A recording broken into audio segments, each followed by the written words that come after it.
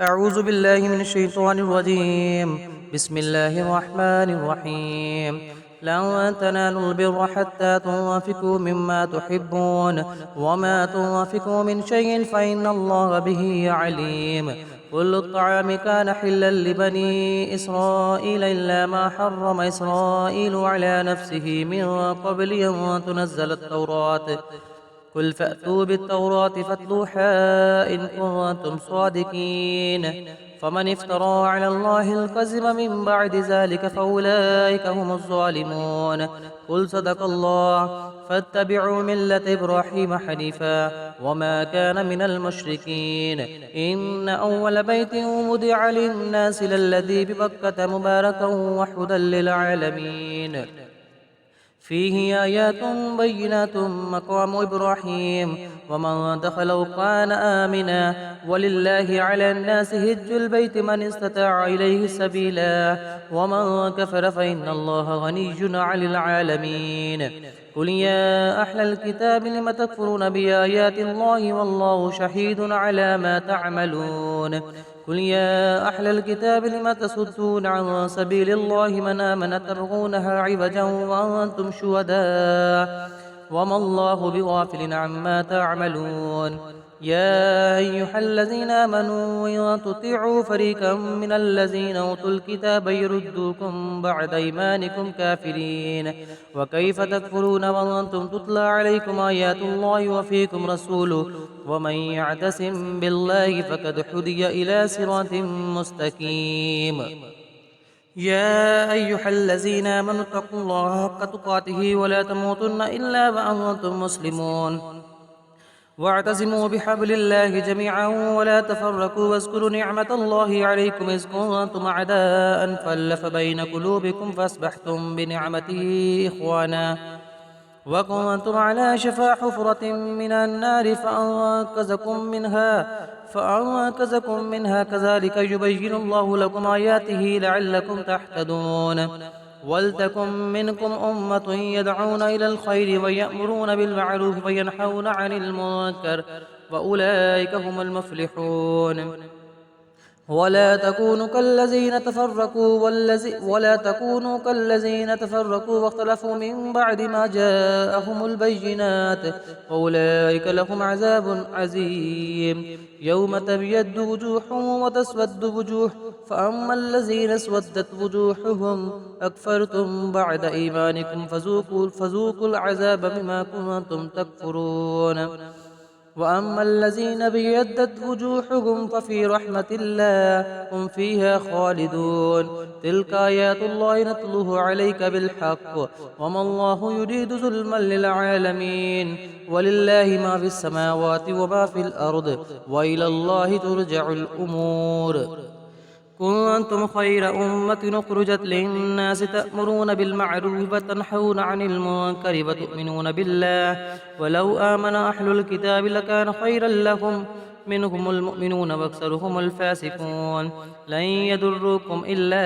أذى وإن يقاتلوكم يولوكم الأدبار ثم لا ينصرون. ضربت عليهم الذلة أينما سقفوا إلا بحبل من الله وحبل من الناس وباءوا بغضب من الله وضربت عليهم المسكنة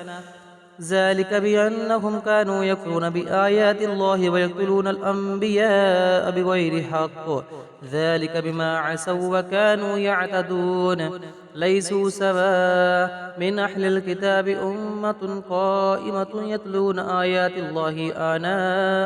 آناء الليل وهم يسجدون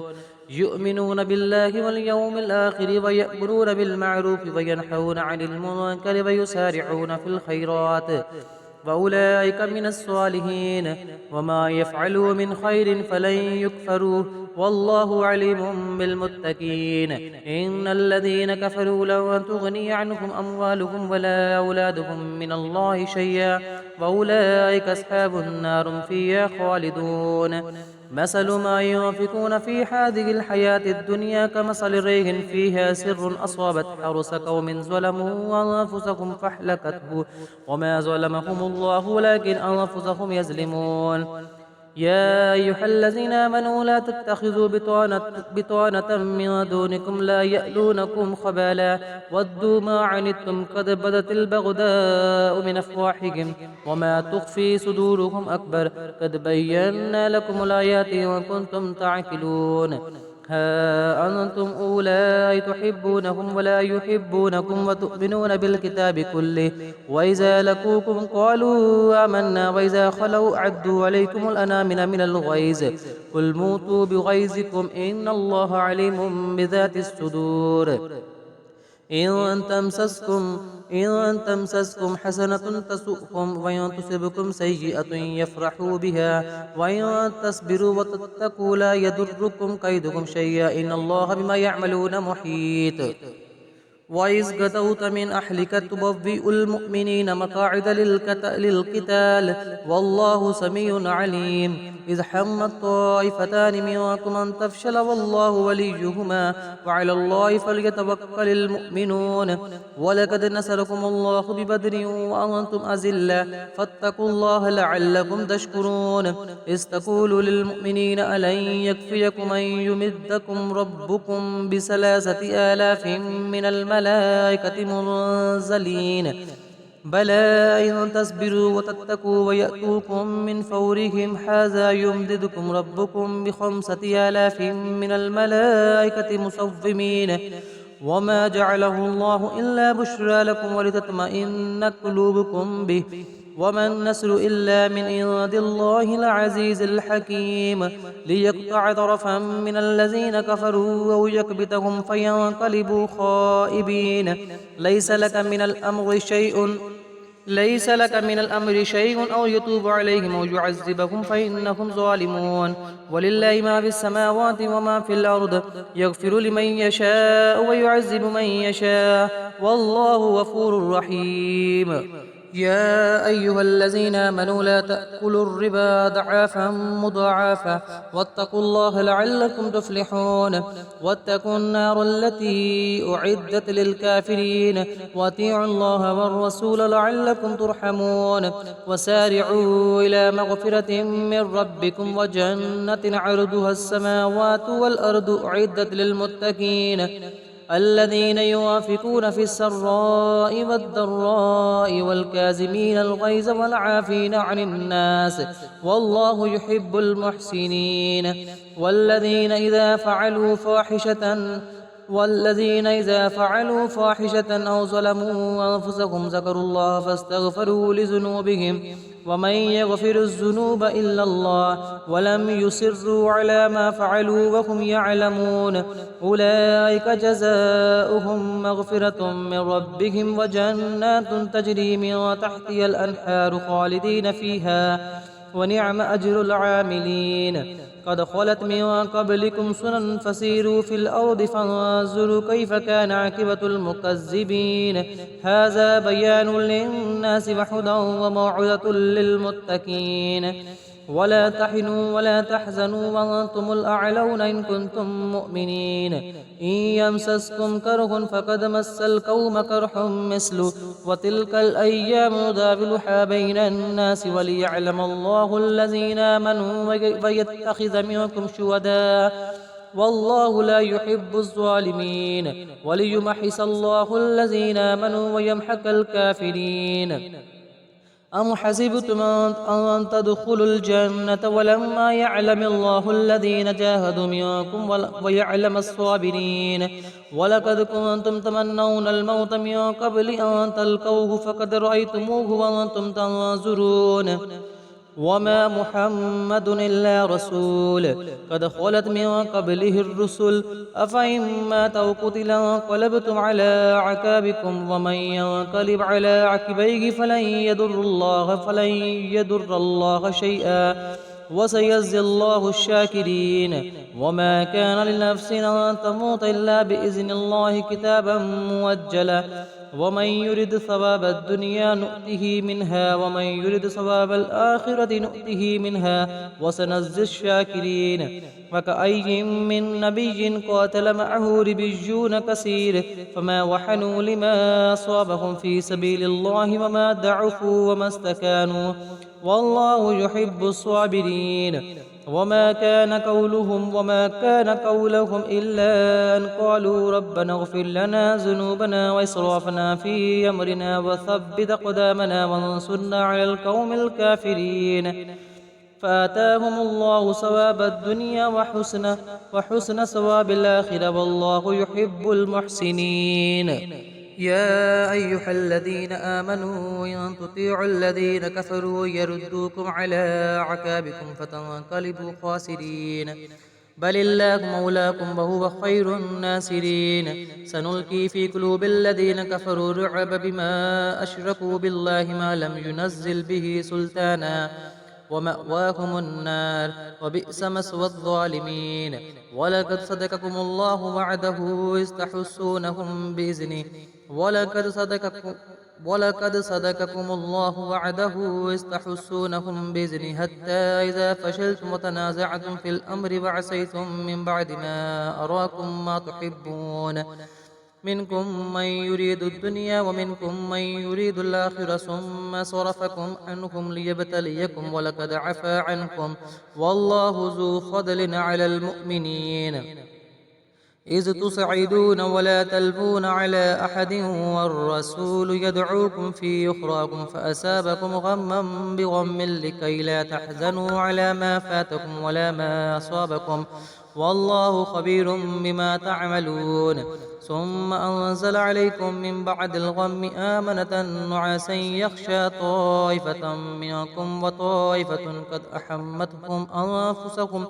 أنفسهم يظنون بالله غير الحق ظن الجاهلية يقولون هل لنا من الأمر من شيء قل إن الأمر كله لله يخفون في أنفسهم ما لا يبدون لك يقولون لو كان لنا من الأمر شيء ما قتلنا هاهنا قل لو كنتم في بيوتكم لبرز الذين كتب عليهم القتل إلى مضاجعهم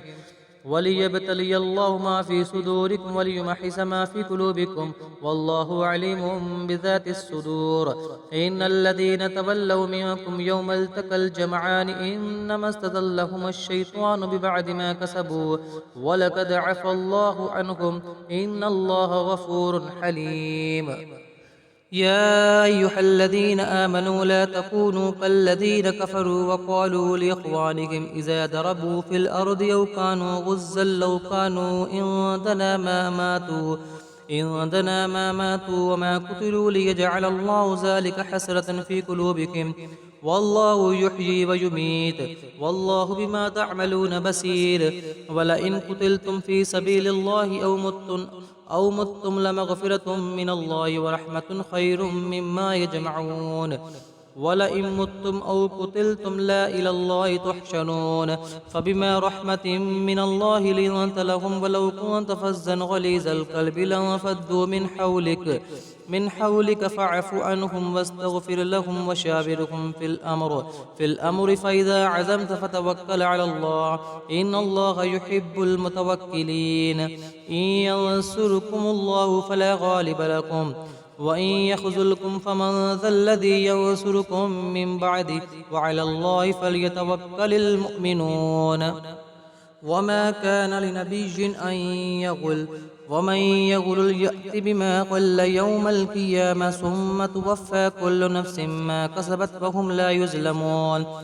أفمن اتبع رضوان الله كمن باء بسخط من الله ومأواه جهنم وبئس المصير. هم درجات عند الله والله بصير بما يعملون. لقد من الله على المؤمنين إذ بعث فيهم رسولا من أنفسهم يتلو عليهم آياته ويزكيهم ويعلمهم الكتاب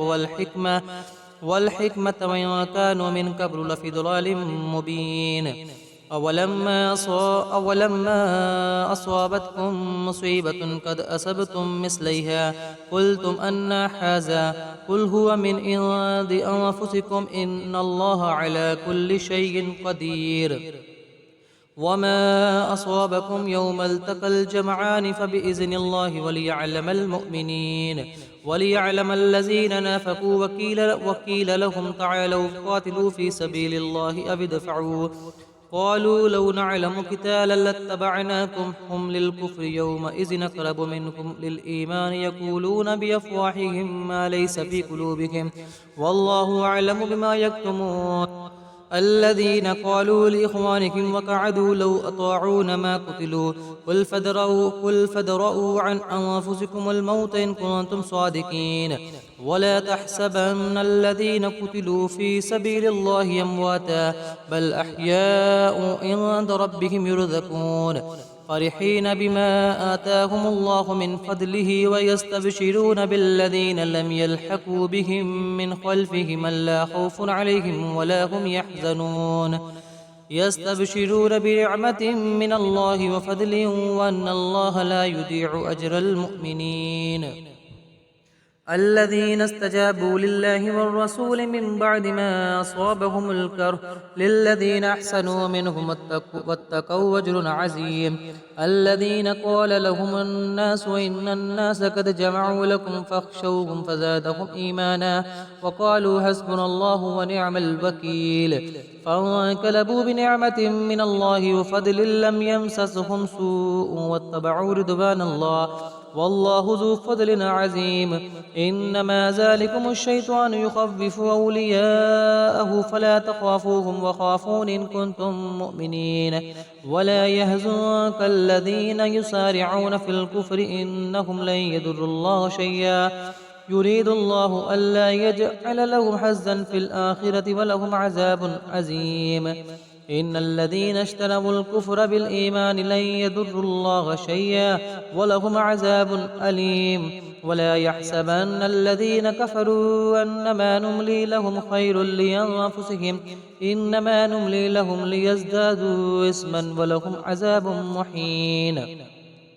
ما كان الله ليذر المؤمنين على ما أنتم عليه حتى يميز الخبيث من الطيب وما كان الله ليطلعكم على الغيب ولكن الله يجتبي من رسله من يشاء فآمنوا بالله ورسله وإن تؤمنوا وتتقوا فلكم أجر عظيم ولا يحسبن الذين يبخلون بما آتاهم الله من فضله وخيرا لهم بل هو شر لهم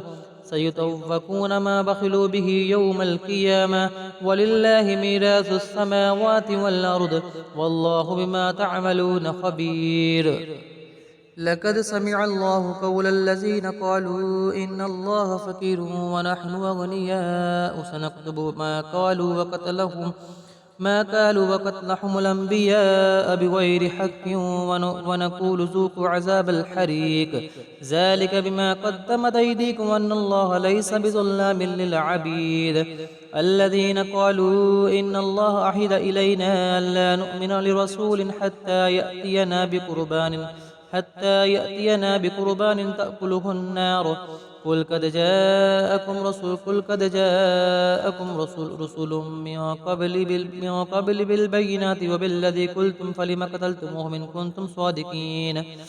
فإن كذبوك فقد كذب رسل من قبلك جاءوا بالبينات والزبر والكتاب المنير كل نفس ذائقة الموت وإنما توفون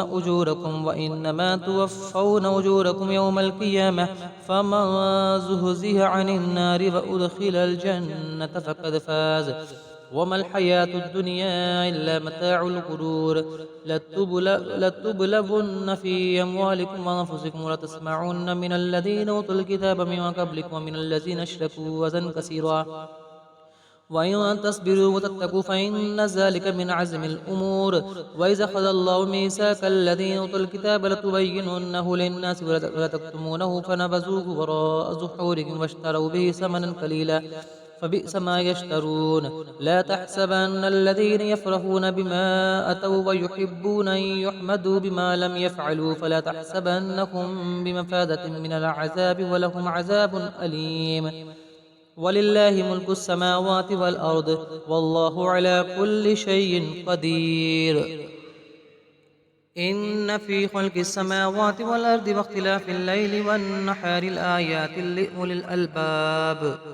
الذين يذكرون الله قياما وقعودا وعلى جنوبهم ويتفكرون في خلق السماوات والأرض ربنا ما خلقت هذا باطلا سبحانك فقنا عذاب النار ربنا إنك من تدخل النار فقد أخزيته وما للظالمين من أنصار ربنا إننا سمعنا مناديا ينادي للإيمان أن آمنوا بربكم فآمنا ربنا فاغفر لنا ذنوبنا وكفر عنا سيئاتنا وتوفنا مع الأبرار ربنا وآتنا ما وعدتنا على رسلك ولا تخزنا يوم القيامة إنك لا تخلف الميعاد فاستجاب لهم ربهم أني لا أضيع أمل عامل منكم من ذكر أو أنثى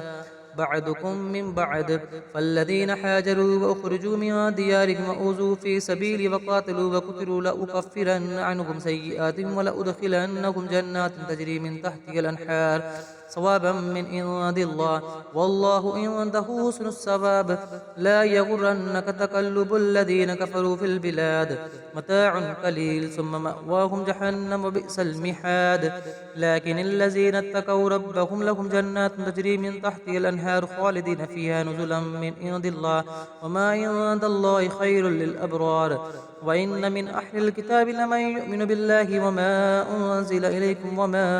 أنزل إليهم خاشعين لله لا يشترون بآيات الله ثمنا قليلا أولئك لهم أجرهم عند ربهم إن الله سريع الحساب يا أيها الذين آمنوا اصبروا وصابروا ورابطوا واتقوا الله لعلكم تفلحون سورة النساء مدنية بسم الله الرحمن الرحيم يا أيها الناس اتقوا ربكم الذي خلقكم من نفس واحدة وخلق منها زوجها وبث منهما رجالا كثيرا ونساء واتقوا الله الذي تساءلون به والأرحام إن الله كان عليكم رقيبا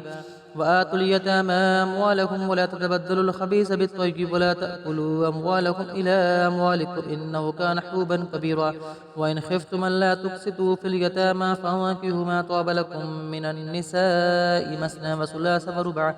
فإن خفتم ألا تعدلوا فواحدة أو ما ملكت أيمانكم ذلك أدنى ألا تعولوا وآتوا النساء صدقاتهن نحلة فإن تبن لكم عن شيء منه نفسا فأكلوه هنيئا مريئا ولا تؤتوا السفهاء أموالكم التي جعل الله لكم قياما وارزقوهم فيها واكسوهم وقولوا لهم قولا معروفا وابتلوا اليتامى حتى إذا بلغوا النكاح فإن آنستم منهم رشدا فدفعوا إليهم أموالهم ولا تأكلوها إسرافا وبدارا أن يكبروا ومن كان غنيا فليستعفف ومن كان فقيرا فليأكل بالمعروف فإذا دفعتم إليهم أموالهم فأشهدوا عليهم وكفى بالله حسيبا للرجال نصيب مما ترك الوالدان والأقربون وللنساء نصيب مما ترك الوالدان والأقربون مما قل منه أو كسر نصيبا مفروضا وإذا حضر القسمة أولو القربى واليتامى والمساكين فارزقوهم منه وقولوا لهم قولا معروفا وليخشى الذين لو تركوا من خلفهم ذرية ضعافا خافوا عليهم فليتقوا الله وليقولوا قولا سديدا إن الذين يأكلون أموال اليتامى ظلما إنما يأكلون في بطونهم نارا وسيصلون سعيرا يؤصيكم الله في أولادكم للذكر مثل حظ الأنثيين فإن كن نساء فوق اثنتين فلهن ثلث ما ترك وإن كانت واحدة فلها النصف ولأبويه لكل واحد منهما السدس مما ترك إن كان له ولد فإن لم يكن له ولد وورثه أبواه فليمه الثلث فإن كان له إخوة فليمه السدس من بعد وصية يوصي بها أو دين آباؤكم وأبناؤكم لا تدرون أيهم أقرب لكم نفعا فريدة من الله إن الله كان عليما حكيما ولكم نصف ما ترك أزواجكم إن لم يكن لهن ولد فإن كان لهن ولد فلكم ربع مما تركنا من بعد وصية يوصين بها أو دين ولهن الربع مما تركتم إن لم يكن لكم ولد فإن كان لكم ولد فلهن الثمن مما تركتم من بعد وصية توصون بها أو دين وإن كان رجل يورث كلالة أو امرأة وله أخ أو أخت فلكل واحد منهما السدس فإن كانوا أكثر من ذلك فهم شركاء في الثلث من بعد وصية يوصى بها أو دين غير مضار وصية من الله والله عليم حليم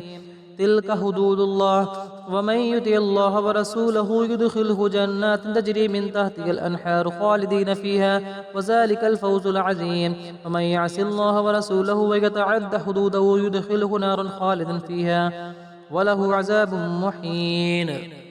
واللاتي يأتين الفاحشة من نسائكم فاستشهدوا عليهن أربعة منكم فإن شهدوا فأمسكوهن في البيوت حتى يتوفاهن الموت أو يجعل الله لهن سبيلا واللذان يأتيانها منكم فآذوهما فإن تابا وأصلحا فأعرضوا عنهما إن الله كان توابا رحيما إنما التوبة على الله للذين يعملون السوء بجهالة ثم يتوبون من قريب فأولئك يتوب الله عليهم وكان الله عليما حكيما وليست التوبة للذين يعملون السيئات حتى إذا حضر أحدهم الموت قال إني تبت الآن ولا الذين يموتون وهم كفار أولئك أعتدنا لهم عذابا أليما يا أيها الذين آمنوا لا يحل لكم أن ترثوا النساء كرها ولا تعدلوهن لتذهبوا ببعض ما آتيتموهن إلا أن يأتين بفاحشة مبينة وعاشروهن بالمعروف فإن كرهتموهن فعسى أن تكرهوا شيئا ويجعل الله فيه خيرا كثيرا وإن أردتم استبدال زوج مكان زوج وآتيتم إحداهن قنطارا فلا تأخذوا منه شيئا أتأخذونه بهتانا وإثما مبينا وكيف تأخذونه وقد أفضى بعضكم إلى بعد وأخذن منكم ميثاقا غليظا ولا تنكحوا ما نكح آباؤكم من النساء إلا ما قد سلف إنه كان فاحشة ومقتا وساء سبيلا حرمت عليكم أمهاتكم وبناتكم وأخواتكم وعماتكم وخالاتكم وبنات الأخ وبنات الأخت وأمهاتكم اللاتي يرضعنكم وأخواتكم من الرضاعة وأمهات نسائكم وربائبكم اللاتي في حجوركم من نسائكم اللاتي دخلتم بهن فإن لم تكونوا دخلتم بهن فلا جناح عليكم وحلائل أبنائكم الذين من أسلابكم وأن تجمعوا بين الأختين إلا ما قد سلف إن الله كان غفورا رحيما صدق الله العظيم.